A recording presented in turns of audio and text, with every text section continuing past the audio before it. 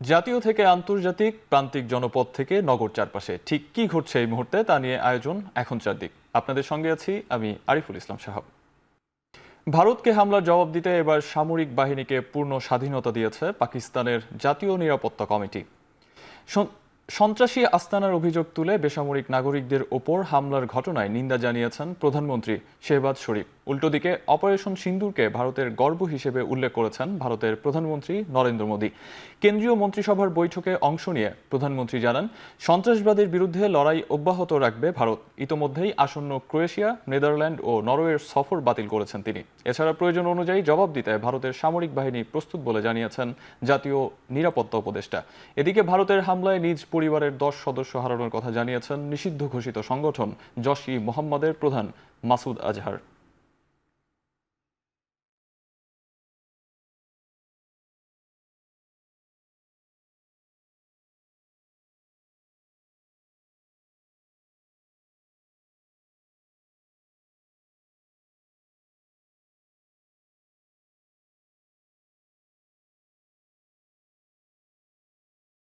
পাকিস্তানে হামলার পর ঐক্য ও সংহতির ডাক দিয়ে মোদী সরকারের পদক্ষেপকে পূর্ণ সমর্থন জানিয়েছে বিরোধী কংগ্রেস সহ সব রাজনৈতিক দল।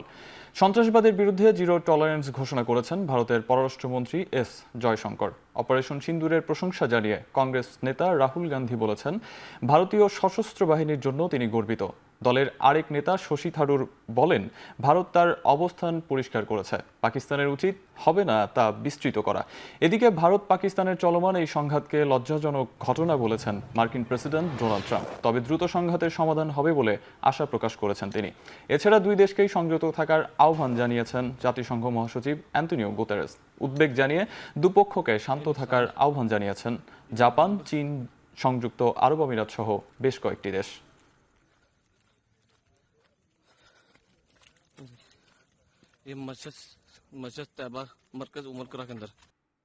বাংলাদেশ সরকার ভারত ও পাকিস্তানের ক্রমবর্ধমান সংঘাত নিবিড়ভাবে পর্যবেক্ষণ করছে। বাংলাদেশ পরিস্থিতি নিয়ে গভীরভাবে উদ্বেগ প্রকাশ করে এবং উভয় দেশকে শান্ত ও সংযত থাকার আহ্বান জানিয়েছেন বাংলাদেশের পররাষ্ট্র মন্ত্রণালয়।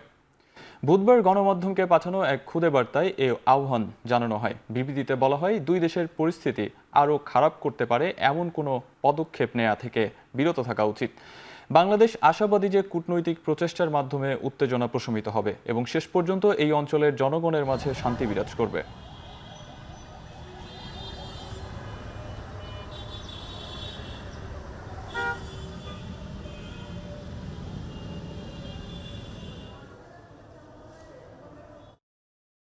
এখন চারদিকে নিচ্ছে একটা বিরতি, ফিরছি একটু পরেই।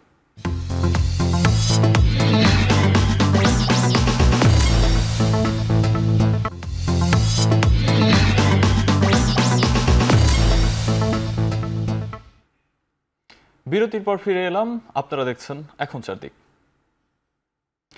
ভারত পাকিস্তান ইস্যুতে হামলার নিন্দা ও ক্ষতিগ্রস্ত পরিবারের প্রতি সমবেদনা জানালেন বিএনপির ভারপ্রাপ্ত চেয়ারম্যান তারেক রহমান। বুধবার সন্ধ্যায় নিজ ভেরিফাইড ফেসবুক পেজে তিনি এ তথ্য জানান। এ সময় তিনি আরও বলেন, আমরা সংশ্লিষ্ট সকলকে সংযম প্রদর্শন ও সংঘাতের শান্তিপূর্ণ সমাধানের জন্য পদক্ষেপ নেয়ার আহ্বান জানাই। অভিন্ন স্বার্থ এবং আকাঙ্ক্ষার উপর নির্মিত একটি স্থিতিশীল এবং শান্তিপূর্ণ অঞ্চল সকলের সর্বোত্তম স্বার্থে কাজ করে।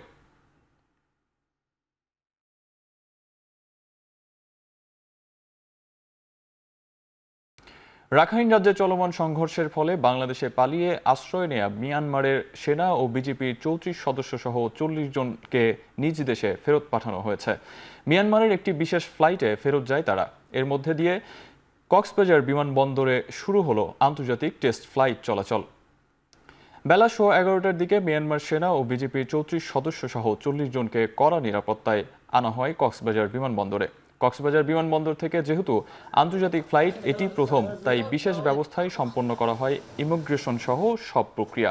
পরে বেলা 3টার দিকে মিয়ানমার থেকে আসা বিশেষ ফ্লাইট কক্সবাজার বিমানবন্দর থেকে মিয়ানমারের উদ্দেশ্যে রওনা দেয়। এর মধ্য দিয়ে প্রথমবারের মতো আন্তর্জাতিক কোনো গন্তব্যে বিমান গেল কক্সবাজার থেকে। এ সময় বিমানবন্দর ঘিরে নেওয়া হয় কড়া নিরাপত্তা ব্যবস্থা।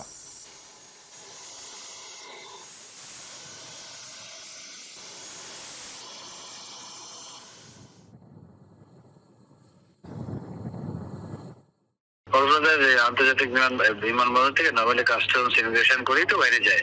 তো এই সমস্ত প্রসিজার মানে লিমিটেড স্কেলে হইলেও তো টেম্পোরারি ওখানে বসাইতেছে সব কাস্টমস ইমিগ্রেশন আদার্থিক। তো ওইটা একটা মানে কক্সবাজার আন্তর্জাতিক বিমানবন্দরে চালু হওয়ার আগে এটা একটা ইয়ে হয়ে গেল আর কি, মানে ট্রায়াল হয়ে গেল আর কি। দেশের বিভিন্ন জেলায় বারবার বাঁধ ভাঙার কারণ অনুসন্ধানে আন্তঃমন্ত্রণালয় কমিটি গঠন করা হয়েছে। একনেক সভা শেষে ব্রিফিংয়ে পরিকল্পনা উপদেষ্টা একথা জানান।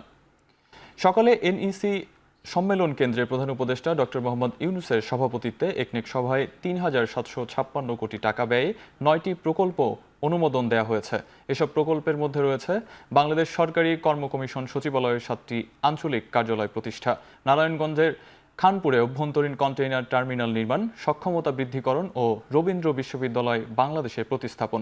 দুপুরে সংবাদ সম্মেলনে পরিকল্পনা উপদেষ্টা ওয়াহিদ উদ্দিন মাহমুদ জানান, একনেকে পাশ হওয়া মানে প্রকল্পের ছাড়পত্র নয়, ভবিষ্যতে যাচাই বাছাই করেই অর্থ ছাড় দেওয়া হবে।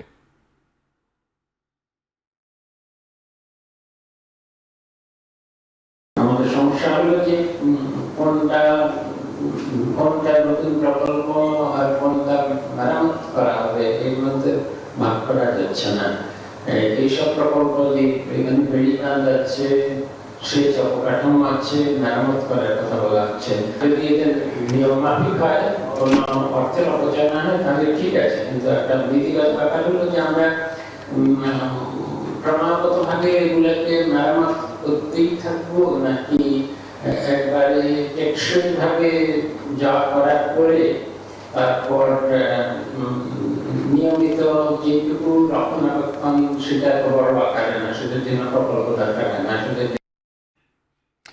বাংলাদেশি নাগরিকদের জন্য পুনরায় ভিসা চালু করার ক্ষেত্রে উল্লেখযোগ্য অগ্রগতির জন্য সংযুক্ত আরব আমিরাতকে ধন্যবাদ জানিয়েছেন প্রধান উপদেষ্টা। বাংলাদেশে দেশটির বিনিয়োগ প্রস্তাবকে স্বাগতও জানিয়েছেন তিনি। যমুনায় প্রধান উপদেষ্টার সাথে বৈঠক করেন সংযুক্ত আরব আমিরাতের সহনশীলতা ও সহাবস্থান বিষয়ক মন্ত্রী শেখ নাহায়ান বিন মোবারক আল নাহায়ান।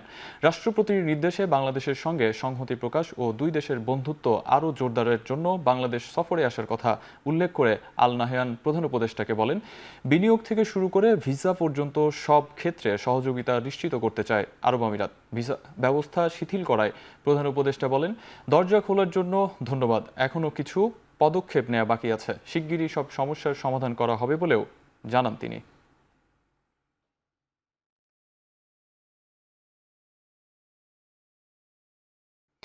নাগরিকের তথ্য ফাঁসের প্রমাণ পাওয়ায় আনসার ও গ্রাম প্রতিরক্ষা বাহিনী এবং ব্র্যাক ব্যাংকের এনআইডি যাচাই সেবা বন্ধ করে দিয়েছে জাতীয় পরিচয় নিবন্ধন অনুবিভাগ। বিষয়টি নিশ্চিত করেছেন প্রতিষ্ঠানটির মহাপরিচালক এএসএম হুমায়ুন কবির। সকালে নির্বাচন ভবনে একথা নিশ্চিত করেন তিনি। এ সময় তিনি বলেন, অভিযুক্ত দুটি প্রতিষ্ঠান এনআইডি যাচাইয়ের জন্য যে লিঙ্ক ব্যবহার করে সেখানে একটি ব্যাকডোরের সন্ধান পেয়েছে ইসি, যা দিয়ে নাগরিকের তথ্য ফাঁস হতো। সত্যতা যাচাইয়ে তদন্ত কমিটি গঠন করা হয়েছে। এর আগে স্বাস্থ্য অধিদপ্তর সহ 5 প্রতিষ্ঠানের বিরুদ্ধে এমন অভিযোগ পাওয়ায় সেবা কার্যক্রম বন্ধ করে জাতীয় পরিচয় নিবন্ধন অনুবিভাগ। এছাড়াও 12 কোটিরও বেশি ভোটারের তথ্য ফাঁসের ঘটনায় আইসিটি মন্ত্রণালয়ের সাথে চুক্তি বাতিল করে নির্বাচন কমিশন।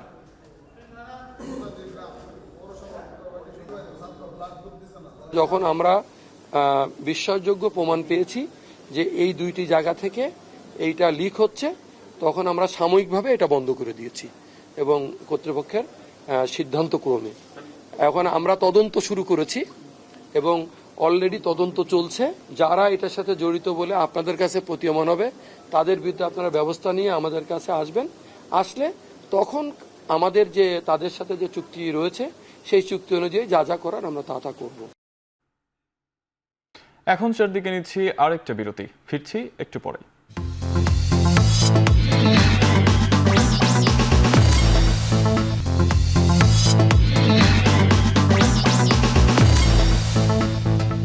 আবারও সুখবর পেলেন মেহেদী হাসান মিরাজ। এবার আইসিসি টেস্ট অলরাউন্ডার র্যাঙ্কিংয়ে এক ধাপ এগিয়ে 2-এ উঠে এলেন এই বাংলাদেশি অলরাউন্ডার।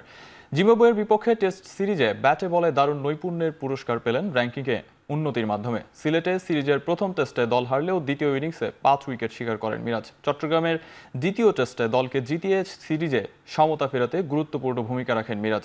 2 ইনিংসেই 5টি করে উইকেট শিকারের পাশাপাশি তুলে নেন সেঞ্চুরিও। ম্যাচ ও সিরিজ সেরা হওয়ায় মিরাজ জায়গা পেয়েছেন আইসিসির এপ্রিল মাসের সেরা ক্রিকেটারের সংক্ষিপ্ত তালিকায়। এবার ক্যারিয়ার সেরা 327 রেটিং পয়েন্ট নিয়ে উঠে এসেছেন অলরাউন্ডারদের র্যাঙ্কিংয়ে 2 নম্বরে। যথারীতি র্যাঙ্কিংয়ের শীর্ষে আছেন ভারতীয় অলরাউন্ডার রবীন্দ্র জাদেজা।